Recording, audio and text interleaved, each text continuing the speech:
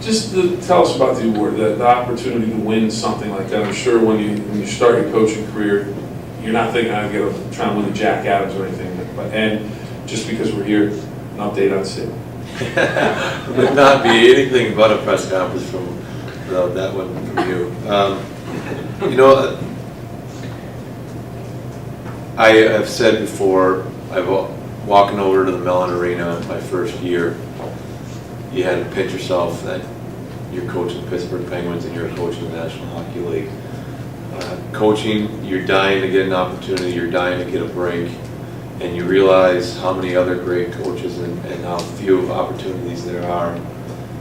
When I became a coach in the National Hockey League, there's only 29 other of these positions in the world, and it's an amazing thought that, wow, I'm one of these guys. And you know, as you get nominated for this award, and then you go up there against the other great coaches in our league, the other people are doing an outstanding job with their teams, it's pretty humbling to be in that discussion, to be in that topic of conversation, and I'm very privileged and honored, and I had that same feeling again as I did walking over to the mountain, as I kept pinching myself and be in this company, and then to look at the names on the award and some of the history of the National Hockey League and the coaches.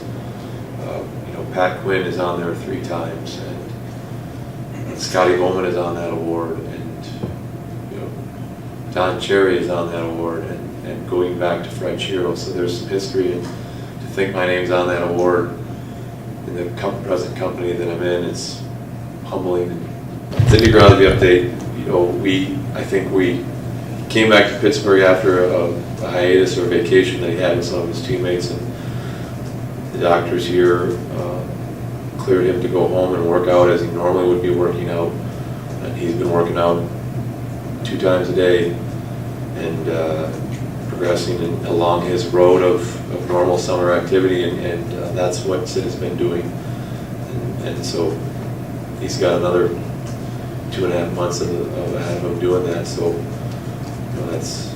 that's where he's at. Dan Reagan said over the weekend that he had to find out if you were on board with bringing Yager in. Has he, and are you?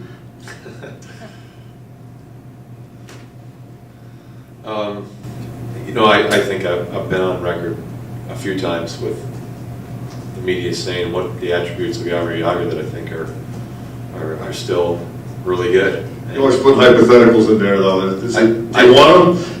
I think this young lady in the front used the word hypothetical. We've kind of run with that word, but there are things that I think could add to our team.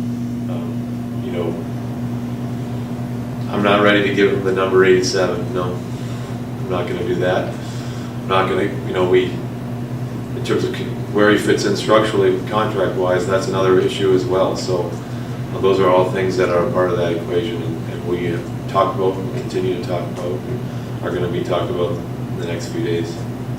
Update, how about the proverbial Gino update? Gino is doing very well. His rehab was going extremely well when he was here in Pittsburgh. Again, he really believed and was trying to convince everyone involved that he was going to be coming back as soon as possible to play in the playoffs if we could move on. And he was progressing that was actually a real possibility. I mean, he was really doing very well strength-wise, and he was ahead of schedule in terms of what doctors and the rehab can do.